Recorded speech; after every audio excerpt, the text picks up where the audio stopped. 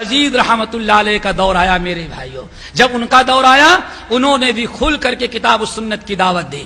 اور ذرا سنو، 1800 یاد کر لو، آپ جانتے ہیں سب سے پہلی کتاب جو ہند پورے بر صغیر میں عقیدے پر، توحید پر، شرک و بدعات کی تردید میں لکھی گئی ہے، وہ انگریزوں کے آنے کے پہلے دلی میں لکھی گئی، وہ تقویۃ الایمان نامی کتاب ہے۔ شاہ اسماعیل شہید رحمت اللہ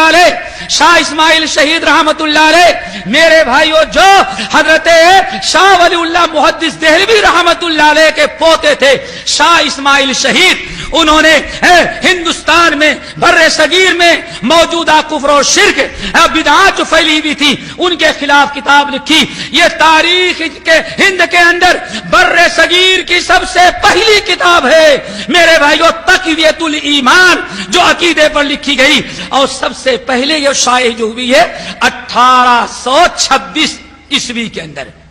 کتنے میں میرے بھائیوں؟ 1826۔ انگریز کب آیا؟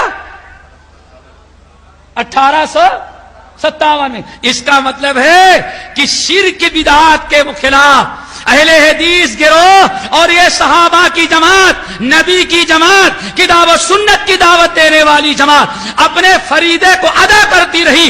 انگریز ابھی کلکتہ میں تھا اور دلی کے اندر 1826 عیسوی کے اندر تقویۃ الایمان، توحید سنت کی دعوت دینے والی اور شرک بدعات کو مٹانے والی یہ کتاب چھاپی گئی اور لوگوں میں تقسیم کی گئی۔ لیکن ہوا میرے بھائیوں، یہ انگریزوں کے ہاں دلی میں آنے سے چند سال پہلے، تاریخ نوٹ کر لو، 1852 عیسوی کے اندر انگریز آیا 1857 میں، اور 1852 عیسوی کے اندر اس کا کسی نے تقویۃ الایمان کا انگلش میں سب سے پہلے ترجمہ کر دیا گیا، عربی سے اردو، اور اردو کے بعد 1852 میں کس زبان میں ترجمہ کر دیا گیا؟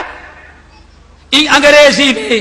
اب انگریز جب دلی میں پہنچا تو اس کو انگریزی میں یہ کتاب مل گئی۔ انگریز آج بھی سمجھتا ہے، پہلے بھی سمجھتا رہا کہ اگر کتاب و سنت کی دعوت عام ہوگی تو دنیا میں اس قوم کو مٹانا اور اس قوم پر غالب آنا بالکل ناممکن ہے۔ جو قوم کتاب و سنت پر عمل کرنے والی ہو اور جو قوم شرک و بدعات سے بری ہو اور شرک و بدعات سے دور ہو، ایسی قوم پر غالب آنا ناممکن ہوا کرتا ہے۔ اسی لیے میرے بھائیوں، انگریزوں نے جب اس کتاب کو پڑھا، انگریزی میں 1852 میں 57 میں جب آئے اور اس کی تقویۃ الایمان کو انگریزی میں پڑھا تو کہا اگر یہ کتاب عام ہو گئی اور لوگ ہندوستان میں رہنے والے یہ پیشانی صرف اللہ تعالیٰ کے سامنے جھکائیں گے اور یہ ہاتھ صرف اللہ تعالیٰ کے سامنے اٹھے گا، اور اطاعت گردن صرف نبی کے سامنے اور نبی کی حدیث کے سامنے جھکائیں گے، تو دہلی کے مسلمانوں پر اور ہندوستان کے مسلمانوں پر قابو پانا، غالب آنا ناممکن ہے۔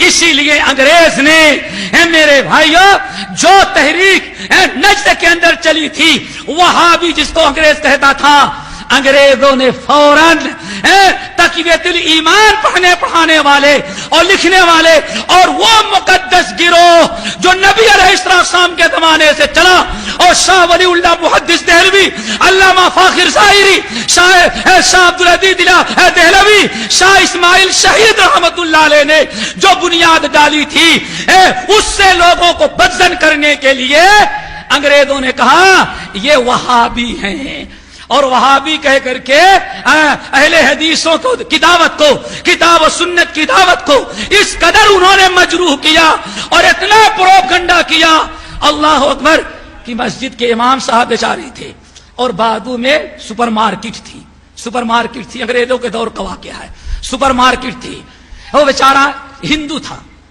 سپر مارکیٹ والا ہندو ہے، لیکن مسجد کے امام صاحب تھے، انگوٹھا چھاپ لیکن تھے امام، ان سے بڑی محبت کرتا تھا۔ کیوں؟ گائے اگر دودھ نہ دے تو امام صاحب روٹی پر دم کر کے دیتے تھے، گائے اس کی دودھ دینے لگتی تھی۔ اگر بچہ بیمار ہو جائے تو اس کے وہاں جا کر کے اللہ اکبر سب کچھ کرتے تھے۔ پتہ نہیں ایک مرتبہ دونوں میں کچھ اختلاف ہو گیا، تو وہ بنیا بیچارہ ہندو جو سپر مارکیٹ والا تھا وہ امام صاحب کو فری میں اناج اور غلہ دیتا تھا، بالکل فری میں، ان سے قیمت نہیں لیتا تھا. جب دونوں کی کھٹک گئی تو امام صاحب کو فری میں غلہ دینے سے انکار کر دیا، کہا کہ اب دوبارہ فری میں غلہ نہیں، قیمت دو. اس کے بعد امام صاحب بہت غصے میں آئے، اعلان کر دیا بھائی غیر مسلم سے سودا لینا حرام ہے. لوگوں نے کہا کل تک تو آپ فری میں لیتے تھے، آج حرام کیسے ہو گیا؟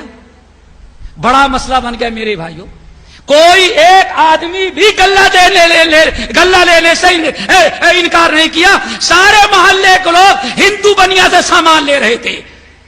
مولوی صاحب کو شیطانی سوجی جمعے ایک دن اعلان کیا، لوگوں سنو سنو، یہ ہندو جو ہے بہت برا ہو گیا، کیا یہ وہابی ہو گیا ہے، اس کے ہاتھ سے غلہ نہیں خریدنا. ہندو اور وہابی، جب اس لوگ مولوی صاحب نے کہا یہ ہندو وہابی ہو گیا تو لوگوں نے کہا وہابی سے تو سامان نہیں خریدیں گے. اللہ اکبر میرے بھائیوں.